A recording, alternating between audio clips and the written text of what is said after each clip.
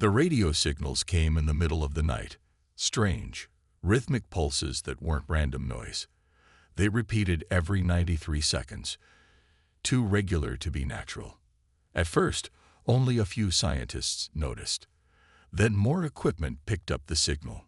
Soon, radio telescopes around the world turned toward the same point in space. The signal was coming from just beyond Mars. John Miller sat at his desk in the Earth Defense Force headquarters, staring at the blinking lights on his monitor. As captain of the North American Defense Division, he had seen strange signals before. But nothing like this. "Captain Miller, you need to see this," said his second-in-command, Lieutenant Gary Brown. He pulled up a new image on the main screen. It showed 7 large objects moving toward Earth. "How big are they?" John asked, his voice steady despite the worry growing in his stomach. "Each one is about a mile long, sir. They're slowing down. They'll reach Earth orbit in about 6 hours." John picked up his phone and called his wife. "Susan, I need you at headquarters. Now." Dr. Susan Miller was the best xenobiologist on the planet. If anyone could make sense of what was coming, it would be her. 3 hours later, the world learned they weren't alone in the universe. The signal changed to a clear video transmission. The creature on the screen wasn't human. It had pale blue skin, 4 eyes, and a mouth that didn't move right when it spoke. "People of Earth," it said in perfect English, "I am Ambassador Zorthal of the Krexanar Empire. We have studied your world and found it suitable for our needs. You will surrender your planet to us within 72 hours, or we will take it by force." The transmission ended, leaving the room silent. "They must have been watching us for years," Susan said. "They've learned our languages, studied our defenses." The president called an emergency meeting of the UN Security Council. Leaders from around the world gathered in New York to decide humanity's fate. "We should surrender," said the French representative. "Look at their ships. We don't have weapons that could fight that." "Surrender means slavery or worse," the Russian leader argued. "We fight." Admiral Lisa Bennett, head of the global space fleet, stood up. She was a tall woman with gray hair and eyes that had seen too many battles. "Madam President, if I may," she said, "the aliens expect us to either surrender or try to fight them directly. Both would end badly for us." She walked to the screen and pulled up images of the alien ships. "But there's a third option. These aliens think they know us, but I don't think they understand what humans really are." "What do you mean?" asked the president. "Look at our history. When faced with superior enemies, humans don't fight fair. We use guerrilla tactics. We use psychological warfare. We become the thing that keeps our enemies awake at night." She pointed to different parts of the alien ships. "We need more information, but I believe we can make them fear us enough to reconsider their invasion."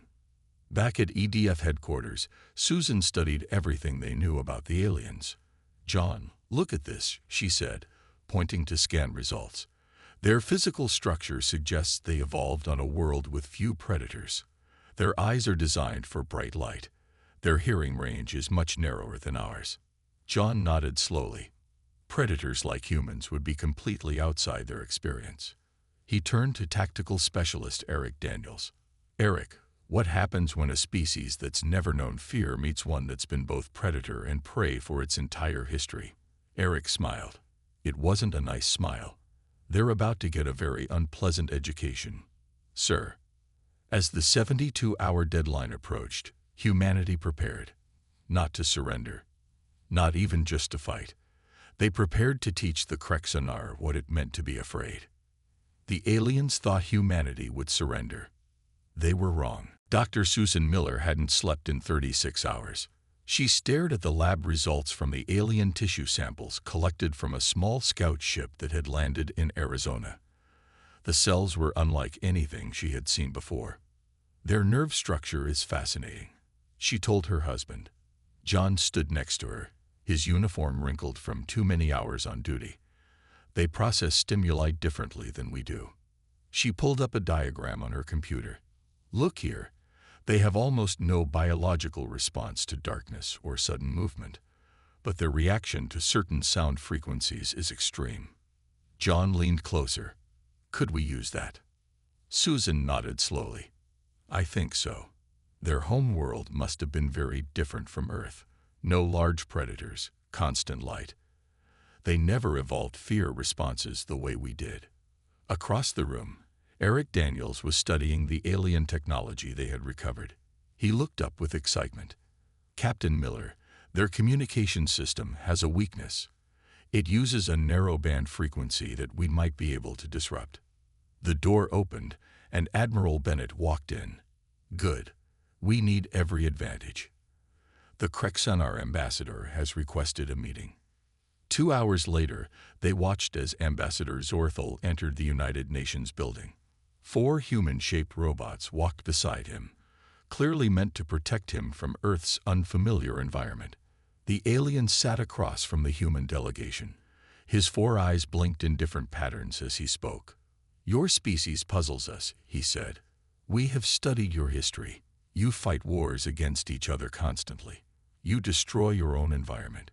Yet you hesitate to accept our rule, which would bring order. The president kept her face calm. We prefer to solve our own problems, Ambassador.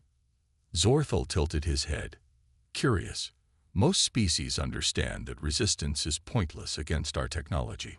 Humans aren't most species, Admiral Bennett said. After the meeting, John gathered his team. The ambassador didn't come here to negotiate. He came to study us up close. Eric nodded. They're still scanning our defenses, looking for the best places to hit us. At the Science Center, Kate Williams had made a breakthrough. As the lead engineer for the Earth Defense Force, she had been analyzing the alien shield technology. Their shields work by creating a frequency field, she explained to Susan. But there's a pattern to it. If we hit them with precisely timed pulses, we might create a temporary gap. Susan took this information back to headquarters. John and Eric were already developing an unorthodox defense plan. We need to evacuate all major military bases, John said, but make it look like they're still operational. Eric pointed to a map with red dots all over it. We'll use holographic projections here, and here. When they attack these targets, they'll hit nothing but empty buildings and fake heat signatures. Admiral Bennett approved the plan. While they're confused by that, we'll launch Operation Shadow Strike. The hours ticked by quickly. The deadline was now only 12 hours away. Around the world, people waited to see if the end was coming. Susan worked with Kate to develop a device that could generate the sounds that affected Krexanar nervous systems. They tested it on the tissue samples. The cells reacted violently. This might not hurt them physically, Susan said, but it will definitely disturb them. John came to her lab late that night. Is it ready? Susan handed him a small device. Yes, but John, be careful. We're dealing with something completely unknown. He kissed her. We'll be careful. But they need to learn that humans don't surrender easily. As dawn broke, the Krexanar ships moved into attack position. On the U.S. Defiant, John and his team prepared for the mission that would either save Earth or fail trying. The aliens had given them 72 hours to surrender. Instead, humanity prepared to fight back in ways the Krexanar couldn't imagine. The 72 hours were up.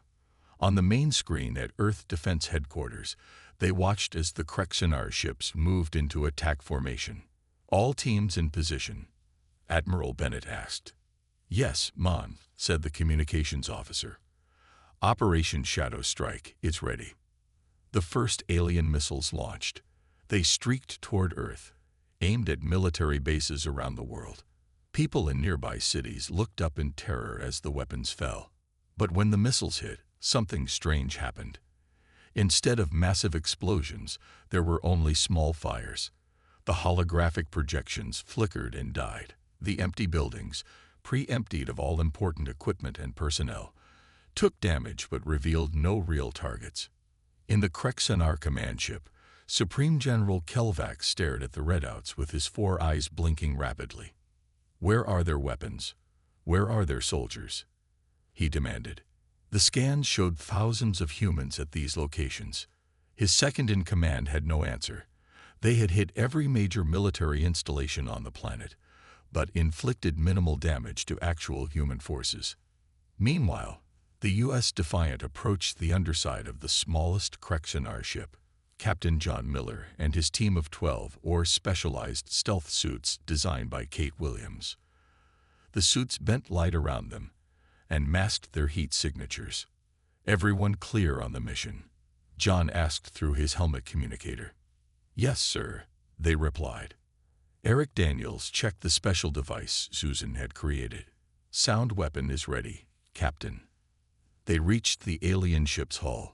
Using tools designed based on the recovered scout ship, they cut through an access panel and entered the vessel. Inside, the air was thinner than Earth's, and the light was much brighter. Their helmet visors automatically adjusted. Remember, we're not here to fight unless absolutely necessary, John reminded them. Plant the devices at the designated points and get out. They split into 4 teams of 3 and moved through the ship. The alien corridors were wide and straight, with no cover. Luckily, most of the Krexanar were focused on the failed attack on Earth. John's team reached the main environmental control system. They planted their device and activated it. Immediately, a low-frequency sound began to pulse through the ship. It was barely audible to human ears, but they knew from Susan's research that it would affect the Krexanar nervous system. Similar devices were being planted throughout the ship by the other teams. As they made their way back to the exit point, they saw the first signs that the plan was working. A Krexanar soldier stumbled down the corridor, his 4-fingered hands pressed against the sides of his head. 2 more followed, clearly disoriented. They can't stand the sound, Eric whispered. John nodded. Let's move before they figure out what's happening. All 4 teams made it back to the Defiant without being caught. As they pulled away from the alien ship, they watched through the viewports. The Krexanar vessel's lights flickered. It began to drift away from its position, its movements uncoordinated. Similar reports came in from around the world. Small human teams had infiltrated 3 other Krexanar ships with the same results. Back at headquarters, Admiral Bennett watched the alien fleet's confusion with grim satisfaction. Phase 1 complete, she announced. Begin Phase 2. Around the world, human forces emerged from hidden bunkers and bases built deep underground or underwater, places the aliens hadn't detected. They launched targeted strikes against the disoriented Krexanar ships, aiming for the weak points Kate had identified in their shields.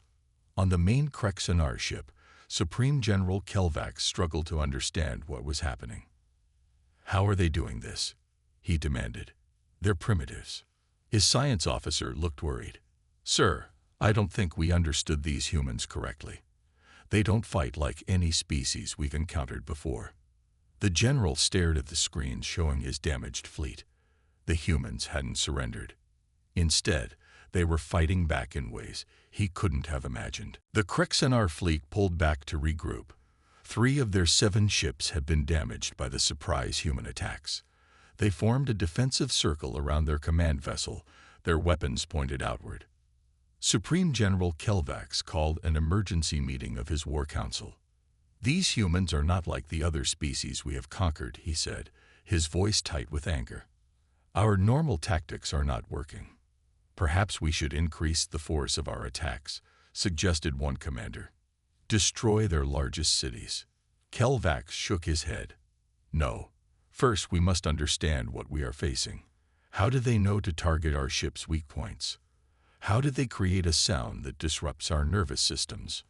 On Earth, Susan Miller led a team to examine the damaged Krexanar scout ship they had captured. They wore protective suits as they entered the alien vessel. Look at this, Susan said, pointing to the ship's lighting system. It's always at full brightness. There are no settings for dimmer light. She moved to the control room, and here, their view screens only show images in bright conditions. They have almost no ability to see in darkness. One of her team members, a young scientist named Peter Green, Study the alien life support systems. Dr. Miller, their atmosphere has almost no water vapor. They come from a very dry world. Susan took samples of everything they found and returned to her lab. After hours of study, she called John and Admiral Bennett. "I know their weakness," she said. "The Krexanar evolved on a planet with constant light and very little water. They have poor night vision, and they're extremely uncomfortable in damp conditions." John understood immediately. Darkness and water disorient them. "Not just discomfort," Susan explained. "I believe it triggers an actual fear response. Their brains don't know how to process these conditions." Admiral Bennett nodded. "So we fight them in the dark, in the rain, in the oceans." Meanwhile, civilian engineer Paul Jackson had been working on a new type of stealth technology. He had figured out how to bend light waves around objects, making them nearly invisible. He demonstrated it for Eric Daniels. "It doesn't make us completely invisible," Paul explained, "but it hides our heat signatures and blurs our outlines. In low light, they won't be able to see us at all." Eric brought this technology to John and Admiral Bennett. They began to develop a new strategy called Operation Nightmare. "We'll attack at night, during storms, using Paul's stealth technology," John explained to his team. "We'll use Susan's sound devices to confuse them, and we'll strike from directions they don't expect." The plan spread to military forces around the world. Humanity would use the darkness and weather patterns of Earth as weapons. In his quarters on the command ship, Supreme General Kelvax reviewed reports from previous conquests.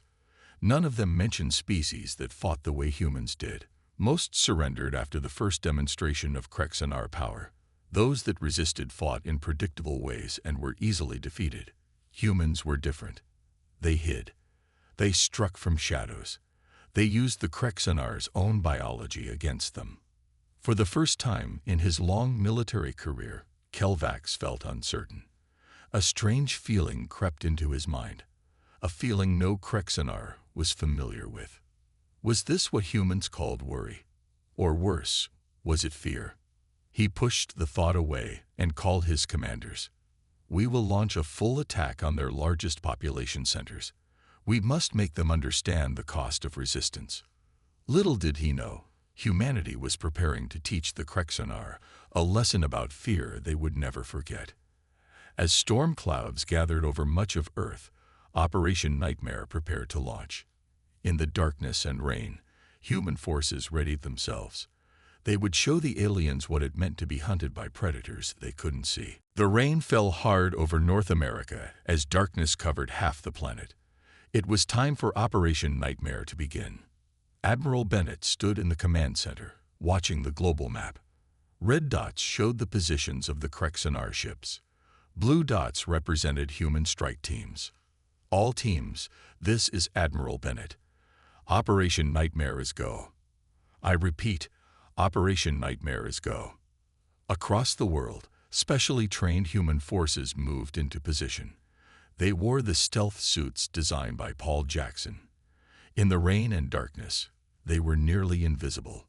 Captain John Miller led the primary strike team. They approached the largest Krexanar ship that had landed near Chicago. The aliens had set up a base and were preparing to attack the city. "Remember," John said to his team, "we're not trying to destroy them. We want them to feel afraid." They carried modified versions of Susan's sound devices. These new versions created noises that mimicked Earth's most dangerous predators, but at frequencies that would affect the Krexanar nervous system. Eric Daniels moved ahead of the group, setting up small projectors that cast moving shadows around the alien base. To the Krexanar, who had poor night vision, these would look like large creatures moving in the darkness. Inside the alien base, a Krexanar soldier named Ravtil stood guard. He hated this wet, dark planet. The constant moisture made his skin uncomfortable. The darkness made it hard to see. He increased the brightness of his light staff, but it only made the shadows around him darker. Then he heard it, a low growl that seemed to come from everywhere at once. Something moved in the shadows beyond his light. He raised his weapon. "Command, I think there's something out here." he said into his communicator. "There is nothing dangerous in that area," his commander replied. "Hold your position." The growl came again, louder. More shadows moved. Ravtil fired his weapon, but hit nothing. The sound seemed to circle around him. All across the alien base, similar reports came in. Soldiers firing at shadows. Strange sounds. The feeling of being watched by unseen eyes. Then the human attack began. They didn't attack with bombs or guns. Instead, they planted Susan's devices all around the base. The devices released sounds that caused pain and confusion to the Krexanar nervous system. Alien soldiers stumbled out of their positions, disoriented. Some fell to their knees, unable to function in the combined assault of darkness, rain, and sound. John's team moved through the base, placing more devices.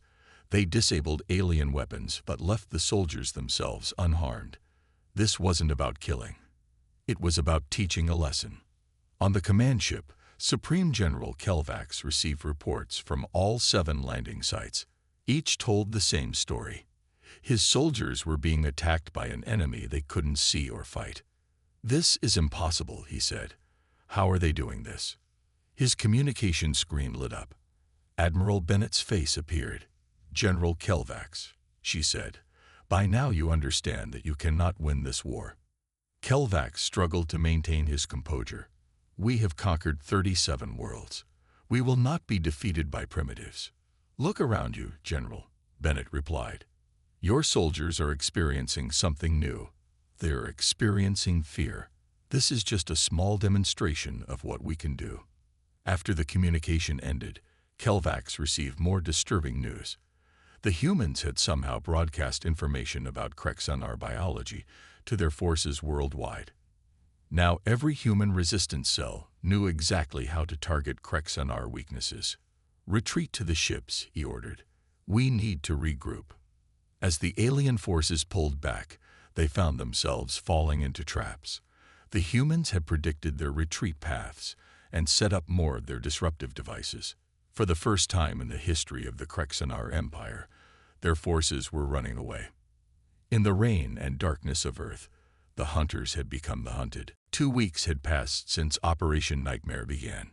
The situation had changed completely. Now humans were hunting the aliens across the planet.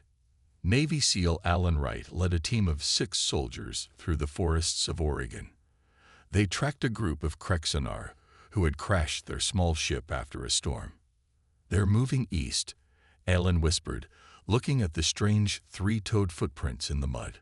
"They don't know how to move quietly." His team wore the improved stealth suits and carried weapons designed to target Krexanar weaknesses. They moved through the trees like ghosts, making no sound. The aliens, meanwhile, crashed through the forest noisily. They kept their lights on at all times, trying to push back the darkness that bothered them so much. "This is too easy," said one of Alan's team.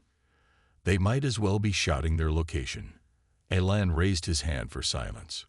"Remember, we want to capture, not kill. The general wants prisoners for information." They set up a trap using darkness and sound. The Krexanar walked right into it. Within minutes, Alan's team had captured all 5 aliens without firing a shot. Similar scenes played out across the planet. The Krexanar, who had never been hunted, didn't know how to hide or move quietly. Their biology, adapted for a world without predators, betrayed them on Earth.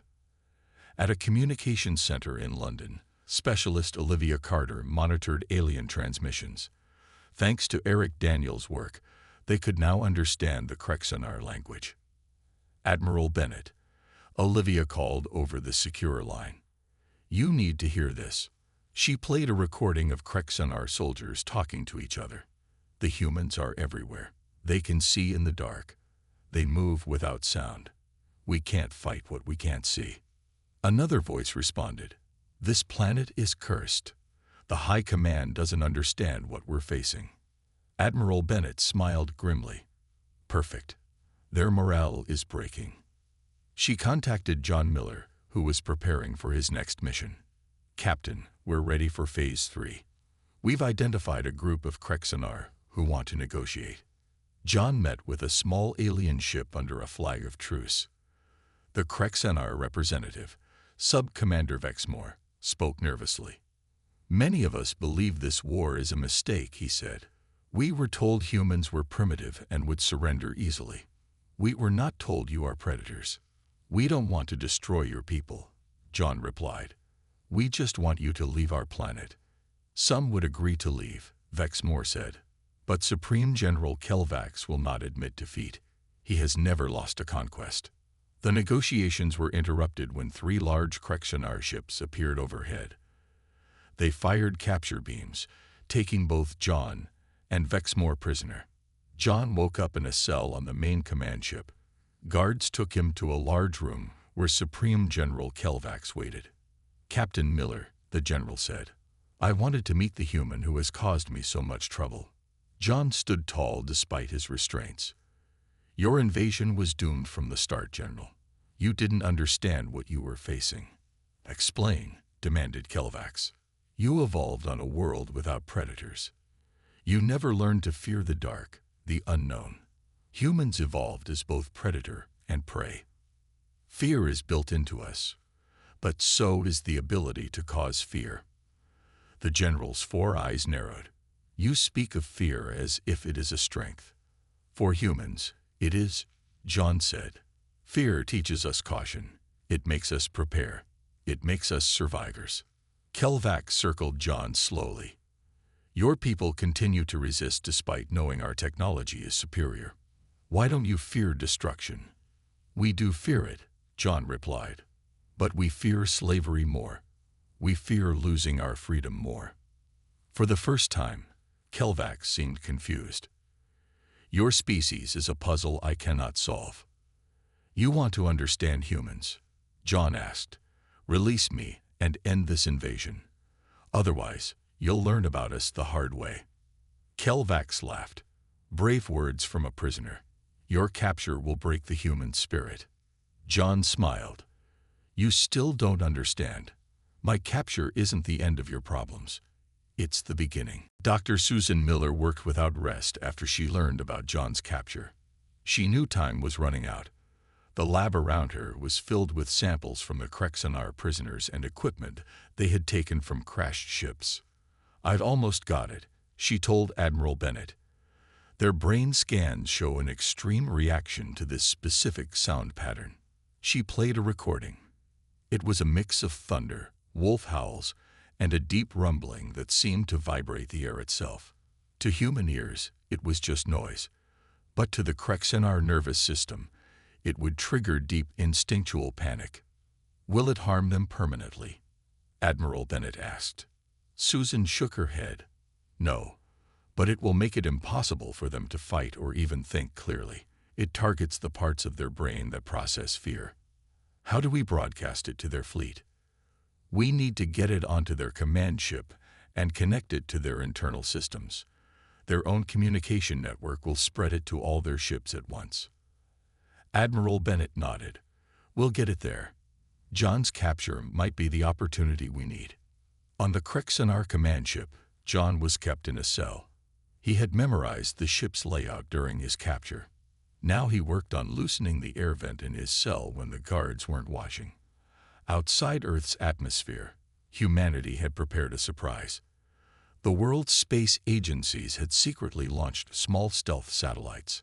Now those satellites moved into position around the Krexanar fleet. Aboard the U.S. Defiant, Eric Daniels prepared the rescue mission. We have one chance to get this right, he told his team.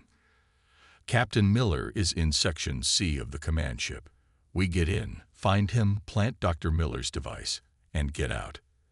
As they approached the command ship, the satellites activated, creating a field of electromagnetic interference. The Krexanar ship's sensors went dark for precious minutes. Inside his cell, John felt the ship's power flicker. That was the signal. He pulled the loosened vent cover off and squeezed into the narrow passage. Years of military training had prepared him for this kind of escape. He navigated through the ventilation system, emerging in a quiet corridor. Alarms blared as the Krexanar realized their systems were being jammed. John moved quickly, avoiding patrols. He needed to reach the main control room. That's where Eric's team would go, and that's where they could plant Susan's device. In the control room, Supreme General Kelvax shouted orders.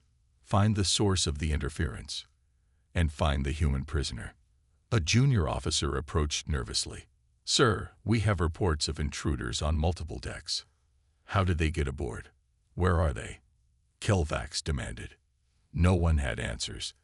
The humans seemed to appear and disappear like ghosts. John found a weapons locker and armed himself with a Krexanar stun weapon. He continued toward the control room. Meanwhile, Engineer Kate Williams led a team to disable the aliens' main weapon systems. They planted small devices on key power junctions throughout the ship. Charges set, Kate reported through her hidden communicator. Ready to disable weapons on your command. Eric's team moved through the shadows of the ship. They carried Susan's device, a small box that would connect to the Krexanar communication system and broadcast the fear-inducing sound throughout their fleet. John reached the entrance to the control room just as Eric's team arrived. Captain, Eric said with relief. Good to see you. John nodded at the device. Is that it? Yes. We need to connect it to their main communication array. I'll create a distraction, John said. Plant the device when they're not looking. Before Eric could protest, John stepped into the open and fired the stun weapon at the ceiling. Every Krexanar in the control room turned toward him. Looking for me? He asked Kelvax. While the aliens focused on John, Eric slipped into the room and connected Susan's device to their systems. He activated it and slipped away. For a moment, nothing happened. Then a sound began to play throughout the ship. The Krexanar froze. Their four eyes widened in unison. The sound grew, spreading from ship to ship across their fleet. Supreme General Kelvax stared at John as the sound washed over him. For the first time in his life, he felt true fear. The sound spread through the Krexanar fleet like a wave. On every ship, alien soldiers dropped their weapons and covered their heads with their four-fingered hands. Some curled into balls. Others ran blindly through corridors, trying to escape the noise that followed them everywhere. Supreme General Kelvax fell to his knees in front of John.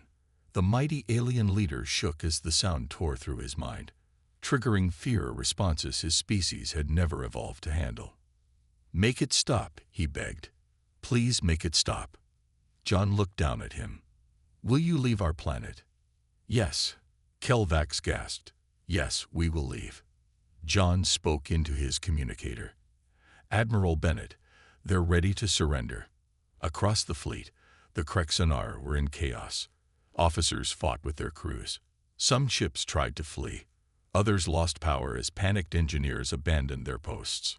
On the command ship, Sub-Commander Vexmore and other officers who had wanted to end the invasion took control. They locked Kelvax in his quarters and contacted Admiral Bennett. We accept your terms, Vexmore said. We will leave Earth's solar system and never return.